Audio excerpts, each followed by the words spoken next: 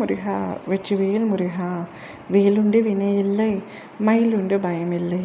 என் அன்பு தங்கமே, இப்பதிவை பார்த்த அடுத்த 1 மணி நேரத்தில் நீ வேண்டாம் என்றாலும் உனக்கு ஒரு சுப செய்தி நடந்தே தீரும். என்னப்பா, நான் வேண்டும் என்று கேட்டாலே நீங்கள் சற்று தாமதமாகத்தான் கொடுப்பீர்கள். இப்பொழுது வேண்டாம் என்று சொன்னால் கூட தருவேன் என்று சொல்கின்றீர்களே, ஆச்சரியமாக இருக்கிறதே என்று கேட்கின்றாயா? ஆச்சரியம் வேண்டாம், சந்தோஷமாகவே உனக்கான வரவை எடுத்துக்கொள் தங்கமே. உனக்கு இன்று வரவு உள்ளது, அதனால்தான் உனக்கு சந்தோஷத்தை நான் தருகிறேன் என்று கூறுகின்றேன். இது இப்பொழுது நான் எழுதியதல்ல, எப்பொழுதோ எழுதியதுதான். நீ அதிர்ஷ்டம் வேண்டும், சந்தோஷம் வேண்டும், மகிழ்ச்சி, நிம்மதி என பல விஷயங்கள் என்னுடைய வாழ்க்கையில் இல்லாமலேயே இருக்கின்றதப்பா. ஏதாவது நல்லது செய்து தாருங்கள் என்று கூறிக்கொண்டே இருந்தாய் அல்லவா? அதனால்தான் உனக்கு நல்லது செய்ய உன் அப்பா நானே வந்துவிட்டேன். என் அன்பு தங்கமே, நீ எத்தனை திறமை கொண்டிருந்தாலும் உன்னை முன்னேற ஆசைப்படுபவர்களோடு நீ இல்லை என்றால் வெற்றியடைய உன்னால் முடியாது. அதனால்தான் நீ யாரோடு இருக்கின்றாய் என்பது உன் வாழ்க்கைக்கு மிகவும் முக்கியம்.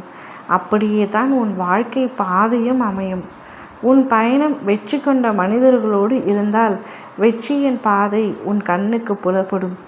அது உன்னோடு இருக்கும் மனிதர்களாக இருக்கலாம், அல்லது இந்த அப்பன் முருகனாகவும் இருக்கலாம். முடிவு உன் கையில். யாரோடு உன் வாழ்க்கை பயணத்தை கொண்டு செல்வது என்பது உன்னுடைய விருப்பம்.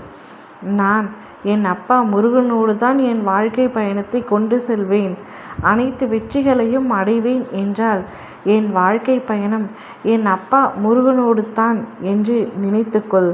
உன் மனதில் நீ ஒரு முறை நினைத்துக்கொள் போதும் தங்கமே. நிச்சயம் உன்னை நான் சந்தோஷமான வழியில் அழைத்து செல்லி வெற்றியடைய செய்வேன்.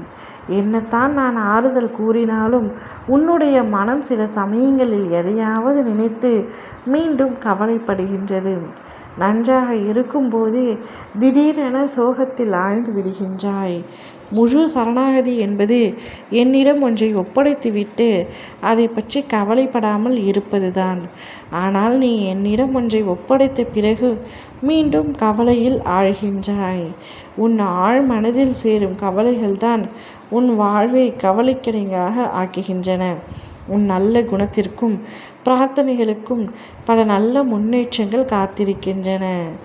என்னுடைய ஆலயத்திற்குள் தீபம் ஏற்றும் பொழுது உனக்கு வேண்டியதை மட்டும் கேள். அதற்கு முன் அமர்ந்து கவலைகளை சிந்திக்காதே. நீ என்னிடம் கேட்டு நான் மறுப்பதில்லை. நீ கேட்ட அனைத்தையுமே உனக்கு நான் தரத்தான் போகின்றேன்.